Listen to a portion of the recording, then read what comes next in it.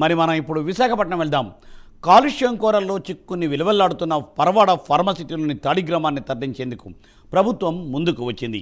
Prime 9 ఛానల్లో వరుస కథనాలు ప్రసారం కావడంతో తాడి గ్రామాన్ని తరలించేందుకు అధికారులు సంసిద్ధమయ్యారు. ఈ నేపథ్యంలో ఎమ్మెల్యే పంచకర్ల రమేష్ బాబు అనకాపల్లి జిల్లా కలెక్టర్ సారథ్యంలో గ్రామస్తులతో ఒక సమావేశాన్ని ఏర్పాటు చేశారు. ప్రైమ్ 9 ఎఫెక్ట్తో తాడి గ్రామం తరలింపు సర్వే పనులు పునఃప్రారంభమయ్యాయి. 8 బృందాలతో గ్రామంలో కుటుంబాలు ఎన్ని ఉన్నాయి, ఎంతమంది ఉన్నారు, ప్రత్యామ్నాయం ఏం కావాలి తదితర అంశాలపై సర్వేను కూడా చేపట్టారు. అనకాపల్లి జిల్లాలో ఉన్న మునగపాక, సబ్బవరం, అచ్యుతాపురం, కోటపాడు, కసింకోట, నర్సీపట్నం ఇలా 8 బృందాలు రెవెన్యూ సిబ్బందితో సర్వే ప్రారంభించాయి. 2 దశాబ్దాలుగా ఎదురుచూసిన సమస్య పరిష్కారానికి కృషి చేసిన ప్రైమ్ 9 ఛానల్కు గ్రామ ప్రజలు కృతజ్ఞతలు తెలుపుతున్నారు. దీనిపై ఎక్స్క్లూజివ్ ఫీల్డ్ రిపోర్ట్ మా డెప్యూటీ ఇన్పుట్ ఎడిటర్ వాసు అందిస్తారు. వాసు.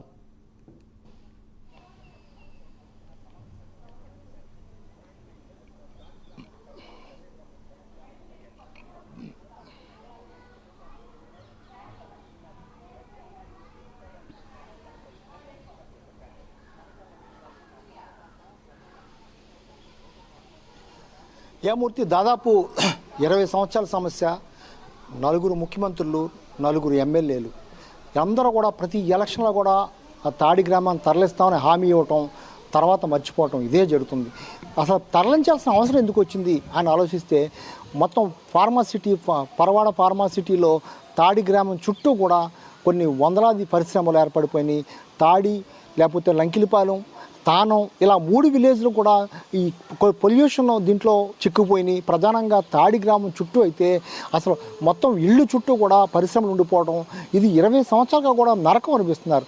అక్కడ గాలి పీల్చలేరు, ఆహారం తినలేరు, కనీసం రాత్రి ప్రశాంతంగా పడుకోలేరు, అక్కడ వచ్చే నీళ్లు తాగలేరు, తిండి తినలేరు. ఇది సమస్య. ఈ సమస్యని దాదాపు 20 సంవత్సరాలుగా కూడా వచ్చిన ప్రతి ఒక్కరికి కూడా నాయకులకి అందరికీ చెప్పుకుంటున్నారు. ప్రతిపక్షాలు అయితేనే లేదా అధికార పక్షాలు అయితేనే అందరూ కూడా హామీలు ఇస్తున్నారు, నెరవేరట్లేదు. దీన్ని ప్రైమ్ 9 గ్రౌండ్ రిపోర్ట్లో దాదాపు పలుసార్లు ప్రచారం చేయడంతో ప్రభుత్వం కదిలింది. ఈ గత ఎన్నికల్లో కూడా కొత్తగా వచ్చినటువంటి ఎమ్మెల్యే కూడా పంచకర్ల రమేష్ కూడా హామీ ఇవ్వడం జరిగింది తరలిస్తానని. అప్పుడే ఏడాది అయిపోయింది. ఏడాది అయినా సరే ఆయన కూడా స్పందించలేదు. దీంతో మనం తట్టి నిద్ర లేపాల్సిన పరిస్థితి వచ్చింది. ఎమ్మెల్యే అవ్వచ్చు, కలెక్టర్ అవ్వచ్చు, అధికారులు అవ్వచ్చు, మనం ప్రచారం చేసినటువంటి ఆ దయనీయ పరిస్థితి అంటే కనీసం వాళ్ళు అక్కడ ఉండలేని పరిస్థితి.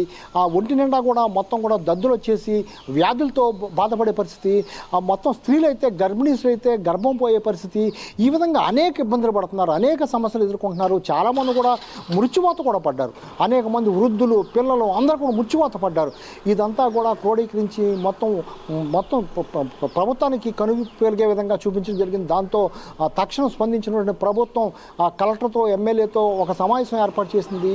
వాళ్ళందరూ కూడా మళ్ళీ గ్రామస్తులందరూ కూడా పిలిపించి అనకాపల్లి జిల్లా కలెక్టరేట్ పిలిపించి వాళ్ళందరూ కూడా చర్చించడం జరిగింది.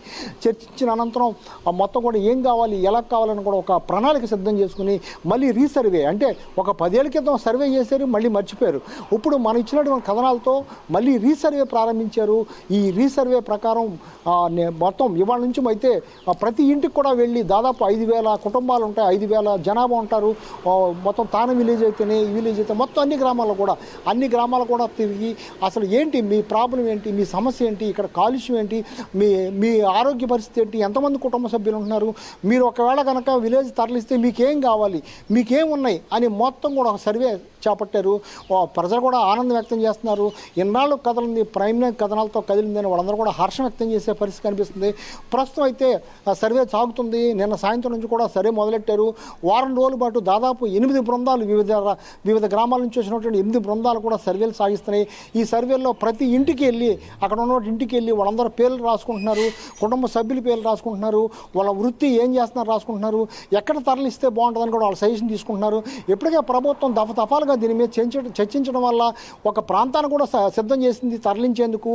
దఫదఫాలుగా వీళ్ళందరం కూడా 1వ ఫేజ్ 2వ ఫేజ్ తరలించడానికి కూడా నిధులు కూడా మంజూరు చేసింది. కానీ ప్రభుత్వాల నిర్లక్ష్యం కారణంగా ఈ కాలుష్యం కోరలో పడి ఎంతోమంది చనిపోయారు, ఎంతోమంది పిల్లలు, వృద్ధులు అనేక మంది ఇబ్బందులు పడ్డారు. ఇప్పటికైతే ప్రభుత్వం స్పందించింది. ప్రభుత్వం స్పందించడం వల్ల అక్కడ మొత్తం కూడా ఆ గ్రామాలు తరలించేందుకు ఏర్పాట్లు చేస్తున్నారు. తాడి తాడి గ్రామం ఒక ప్రసరంగా మారిపోయింది. ప్రతి ఎలక్షన్లో కూడా అందరికి కూడా ఓట్లు రాల్చే గ్రామంగా మారిపోయింది. కేవలం ఓట్లు ఎంచుకుంటున్నారు, ఆనక మర్చిపోయే పరిస్థితి వస్తుంది. గత ఎన్నికల్లో కూడా పంచకెళ్ళ రమేష్ బాబు ఆ గ్రామానికి వచ్చి మొత్తం కూడా నేను గ్రామాన్ని వారం రోజుల్లో తరలిస్తాను, 10 రోజుల్లో మీకు న్యాయం చేస్తానని చెప్పినటువంటి ఆయన కూడా కనిపించిన పరిస్థితి. ఆయనే కాక జగన్మోహన్ రెడ్డి, సాక్షాత్ జగన్మోహన్ రెడ్డి మాజీ సీఎం, ఆయన ఆ గ్రామానికి వచ్చి చెప్పారు, చంద్రబాబు చెప్పారు, పవన్ కళ్యాణ్ చెప్పారు. ఎంతమంది చెప్పినా సరే, గతంలో కిరణ్ కుమార్ రెడ్డి చెప్పారు, ఎంతమంది ముఖ్యమంత్రులు ఎమ్మెల్యేలు మారినా సరే వాళ్ళ సమస్య తీరలేదు, వాళ్ళ కన్నీరు తుడిసేవాళ్ళు ఎవరు లేకుండా పోయారు. ఈ నేపథ్యంలో ప్రైమ్ లైన్ నడింగట్టింది. వాళ్ళతో పాటు కలిసి ఇవన్నీ కూడా వెలుగులోకి తేవడం జరిగింది.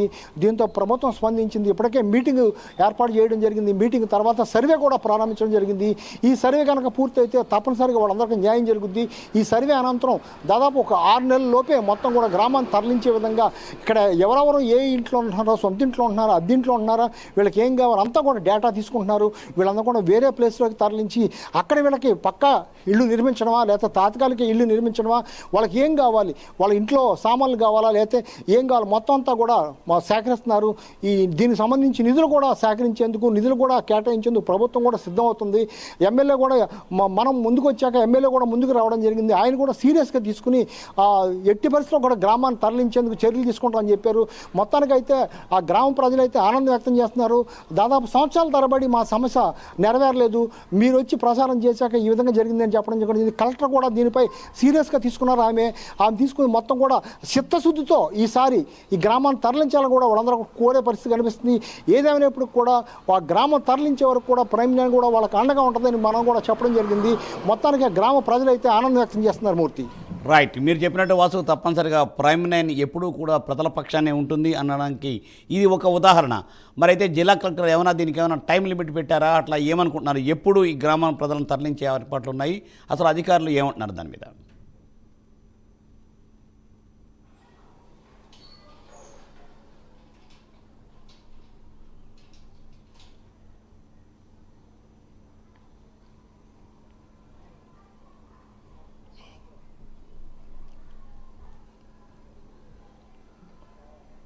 ఇప్పటికే ఒక సమావేశం నిర్వహించడం జరిగింది. అనకాపల్లిలో జిల్లా కలెక్టర్ ఎమ్మెల్యే సమక్షంలో సమావేశం నిర్వహించడం జరిగింది.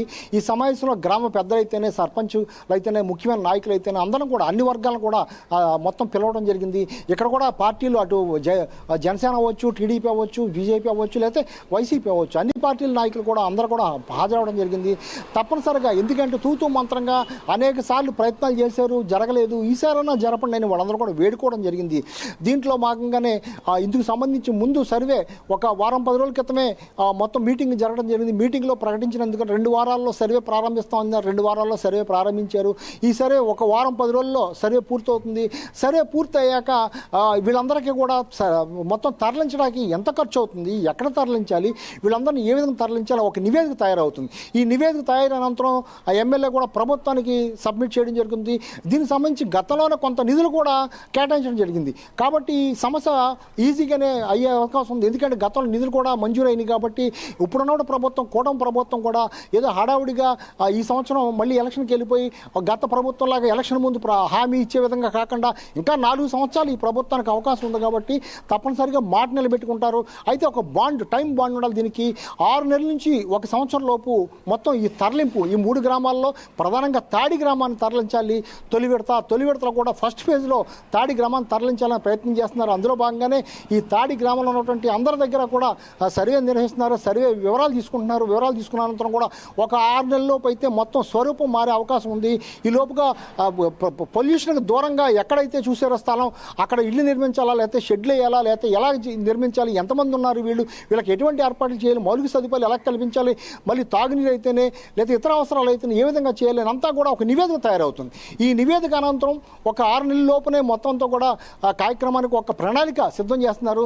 మొత్తం 6 నెలల నుంచి 1 సంవత్సరం లోపు గ్రామం తరలించేందుకైతే ఏర్పాట్లు చేస్తున్నారు. తప్పనిసరిగా ఈసారి చిత్తశుద్ధితో కూటమి ప్రభుత్వం చేయాలని కూడా వాళ్ళందరూ కోరుతున్నారు.